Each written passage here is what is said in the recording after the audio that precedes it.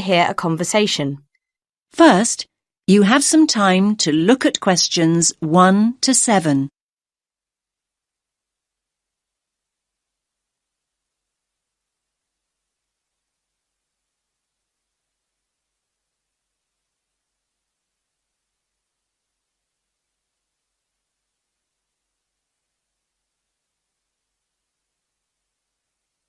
Listen carefully to the first part of the conversation and answer questions 1 to 7.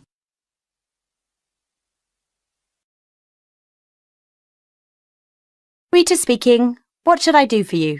Oh, hi. I'd like to order some stationery.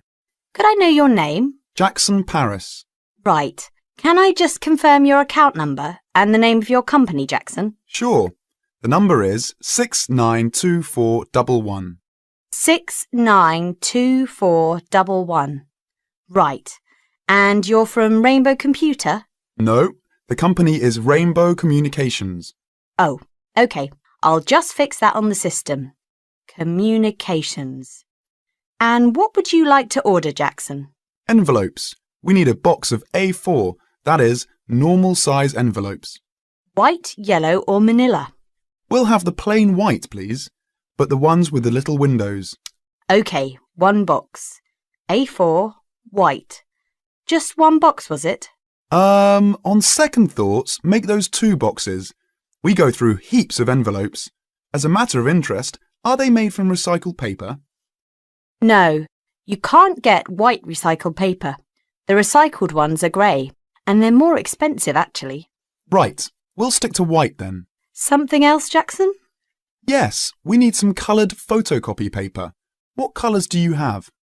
We've got purple, light blue, blue, light green, whatever you want pretty much.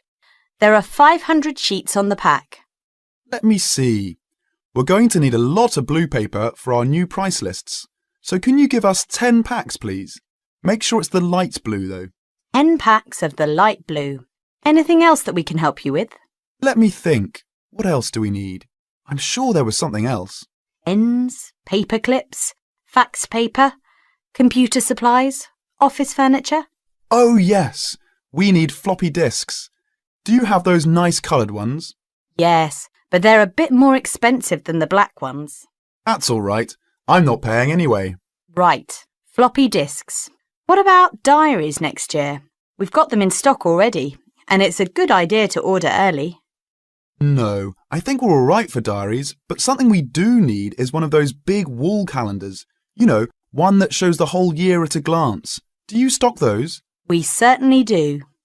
OK, can you include a wall calendar then, with the other stuff? Just make sure it's got the whole year on the one side. Sure. Now you have some time to look at questions 8 to 10.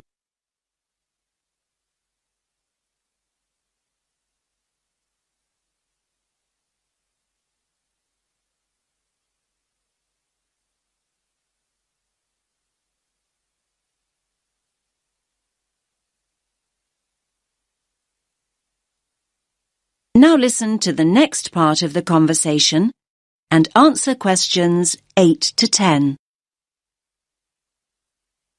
And do you have a copy of our new catalogue? No, I don't. But would you send one? Yes, I'll pop one in with the order.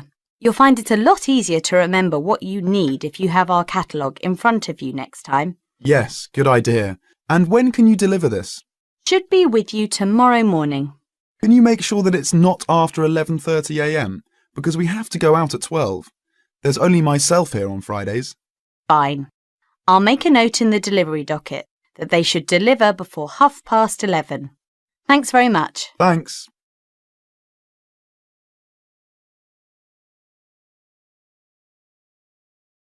That is the end of part 1. You now have half a minute to check your answers.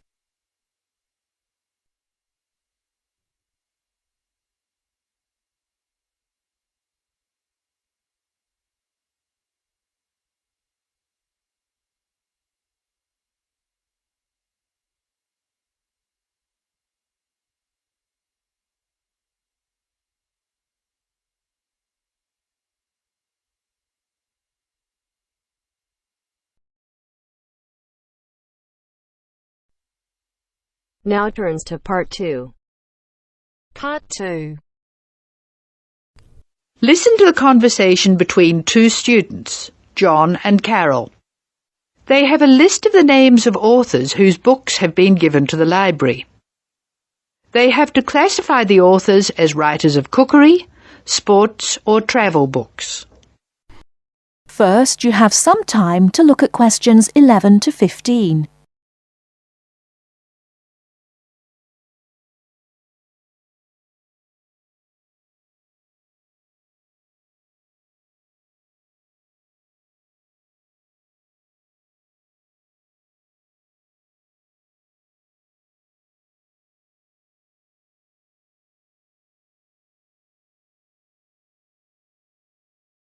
Now, listen carefully and answer questions 11 to 15.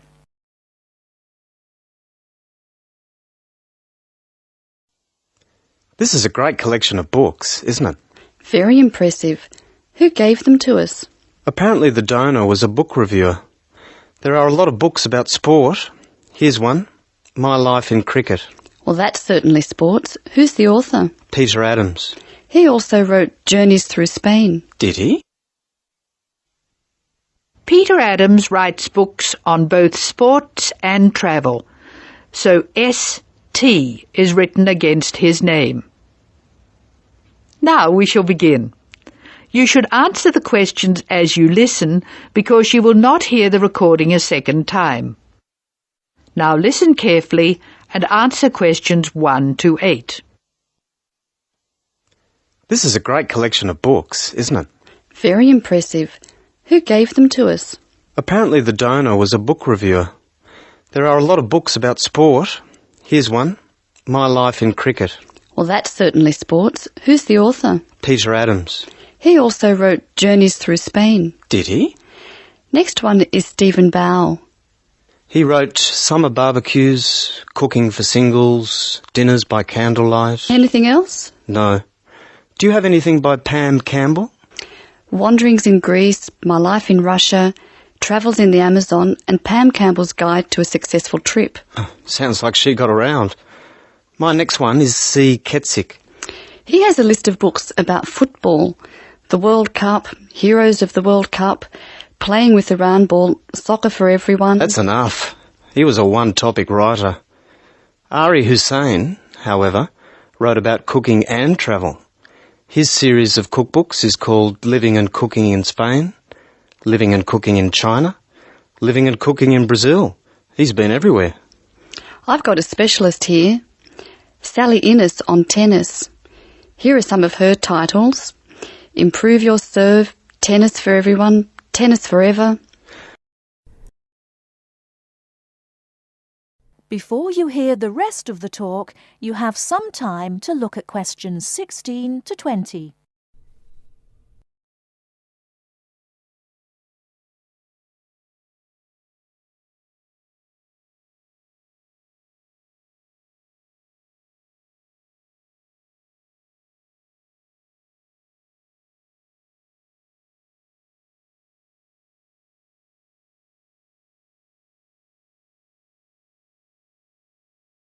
Now listen and answer questions 16 to 20. Sally Innes on tennis. Here are some of her titles. Improve Your Serve, Tennis for Everyone, Tennis Forever. Meg Jorgensen has 3 books, one in each category. Cooking for Health, Sport is Good for You, and Travelling in Australia.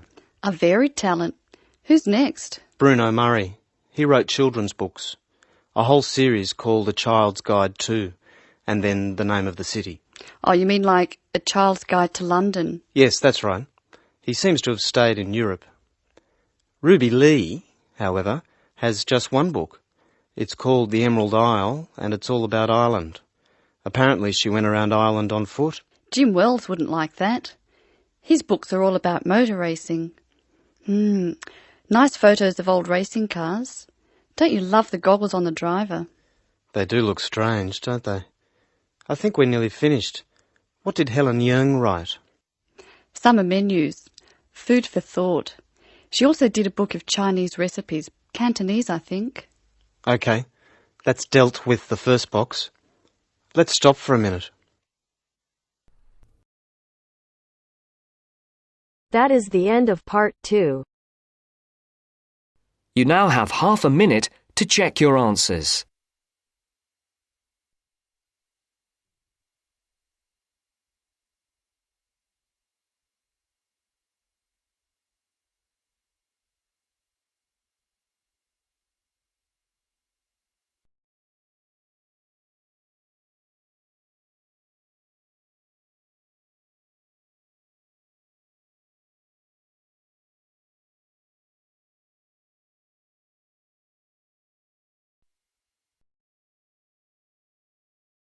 Now turns to part 3. Part 3. First, you have some time to look at questions 21 to 26.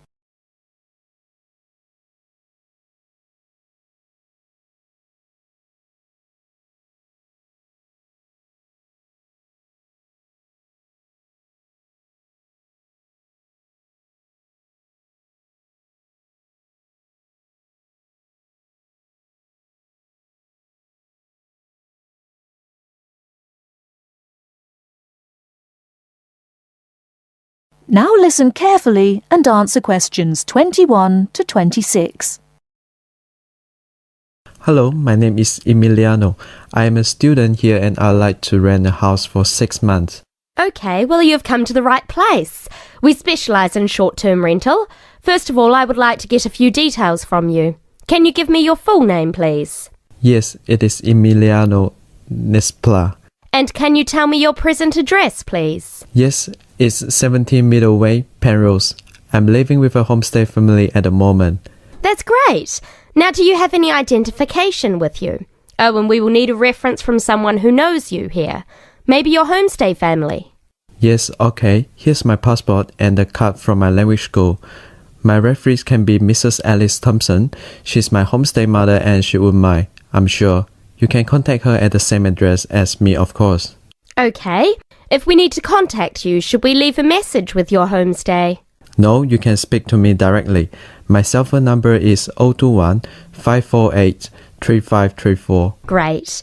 Now, do you have a bank account? You will need to pay your rent by direct debit. You know, it will come out of your account automatically every month. Okay, I don't have my bank account details with me now, but I can get them and bring them back later today. That's fine.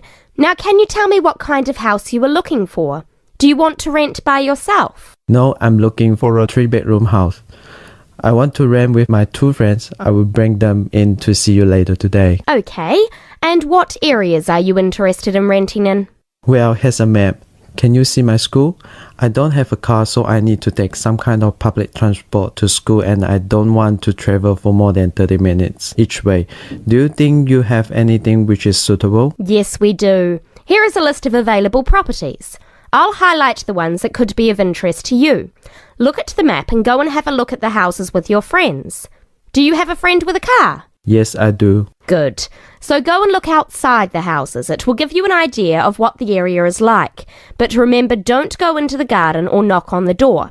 If you want to go in and have a look, let me know and we can arrange an appointment. Okay. Can you give me an idea of price? Yes. If you look at the list, you can see the weekly rent written next to the house address.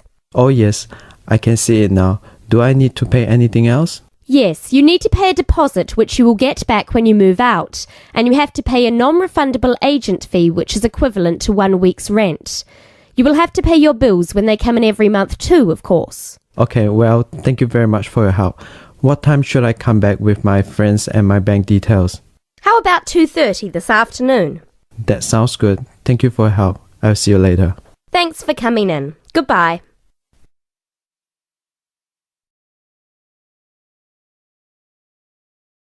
Before you hear the rest of the talk, you have some time to look at questions 27 to 30.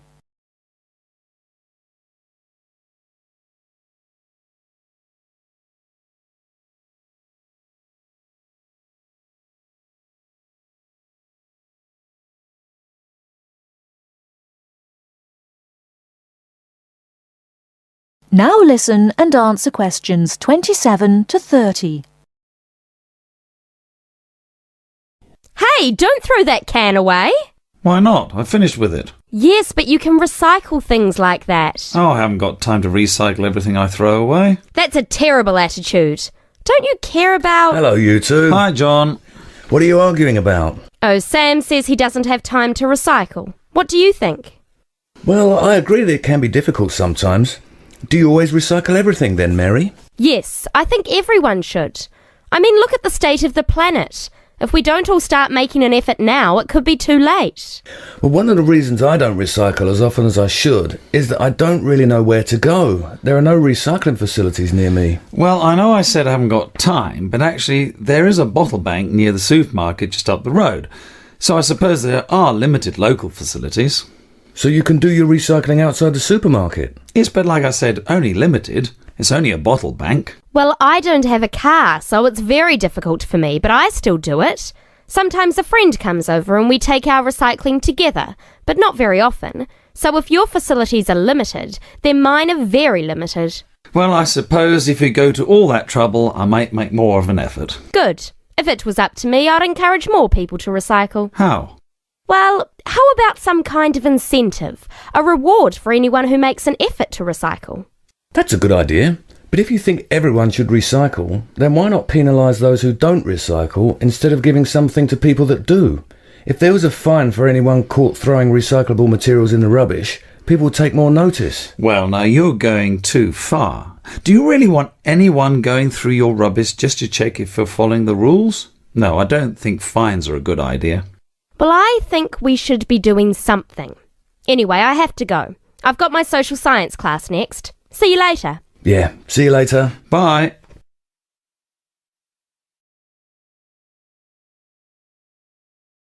That is the end of part 3.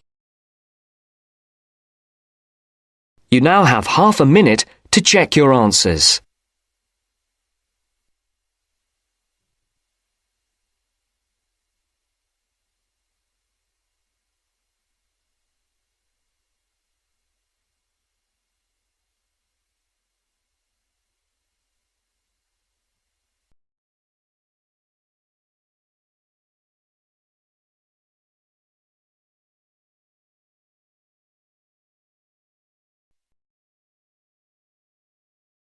Now turns to part 4.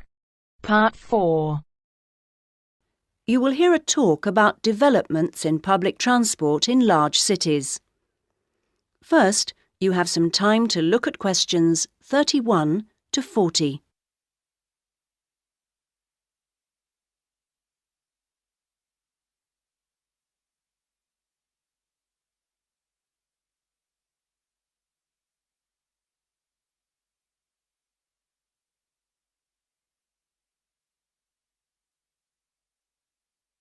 Now listen to the first part of the talk and answer questions 31 to 34. That big cities around the world are getting bigger is a clear trend. This situation is going to make the issue of transport increasingly important. Cities cannot work if their people and their visitors cannot move around. This means that public transport is vital to the success of cities. And yet, private car ownership is increasing all the time. Can these two facts be contained in the same reality? Isn't the car slowly but surely strangling the city? But we must acknowledge it does have genuine benefits. Having said that, the fact that car owners can escape to the mountains is of little relevance to the issue of daily city life, in which we need to do things like ferry heavy shopping and luggage around, something the car, of course, is invaluable for. But the so-called family car is rarely occupied by a family, just a single driver taking up a lot of road space. It's not only the car that clogs up our roads, of course. Trucks are heavy, noisy and smelly intruders. But it's hard to persuade companies to opt for rail freight rather than road. They argue that it is cheaper and more flexible, And trucks are undoubtedly able to go when you want, where you want. The cost claim is false, however. Truck companies don't hold themselves responsible for the environmental costs they incur, nor are they keen to calculate the time spent on repairs or delays. So, this is our first challenge, the sheer volume of traffic. If we compare 3 developed and urbanised countries, we can see interesting differences. The UK, for example, has just over 20 million cars, 1 for every 3 people approximately, and nearly 3 million buses and trucks. These figures sound very high, but in fact the Netherlands, although only a little over a quarter the population, has more vehicles per head of population. Meanwhile, Germany, bigger than both other countries put together, actually outstrips either in terms of vehicles per head of population. Now, there is no correlation between these figures and the percentages of journeys made on public transport. This means that the route to better public transport use is not abolishing the car, but rather making public transport better. Not surprisingly, where people can choose, they choose the thing they prefer, not the thing they don't. How do people judge public transport? Well, a major survey was carried out this year, indicating that there are many aspects, from clean interiors of buses to the proximity of routes to homes and workplaces. Fare prices is a complex issue and needs to be accounted with car costs. What people seem to find most frustrating is scheduling. If the route doesn't pass their departure point when it suits them, they'll drive instead. The issue of personal safety seems to have reduced in urgency with better lighting at stops and CCTV. Now, various measures are being taken in a number of major cities, all designed to increase the appeal of public transport and thus to persuade car users to leave their cars behind and free up the city's roads. Among these is bringing in smart cards. These are purchased in advance and mean passengers spend less time waiting to buy tickets and board buses and trains, particularly when switching across transport modes within the same journey. Another initiative is the use of computers in managing scheduling with greater efficiency. But such logistical measures are not sufficient in themselves, and indeed the benefits that they bring are often less apparent to passengers than to transport managers. From the passengers' point of view, the fact that buses are becoming more comfortable is significant, because it brings them more in line with the car. Delays and diversions are, of course, deeply irritating for passengers. Even if these can't be eliminated, ensuring that passengers have more detailed information available to them will help to reduce their sense of stress. We often associate public transport with inner-city travel, but of direct benefit to passengers are systems such as taxi sharing and dial-a-bus, which provide more flexible options for suburban journeys.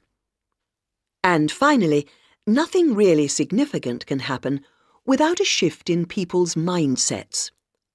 The way we travel is an expression of our values about many things. Companies operating public transport are slowly but surely finding it possible to sell their services as a public-spirited alternative to the car, as awareness of environmental issues has increased radically in the last few years. Overall, then, this combination of steps and changes has a good chance of shifting the city out of the car and onto the bus and train. That is the end of part 4. You now have half a minute to check your answers.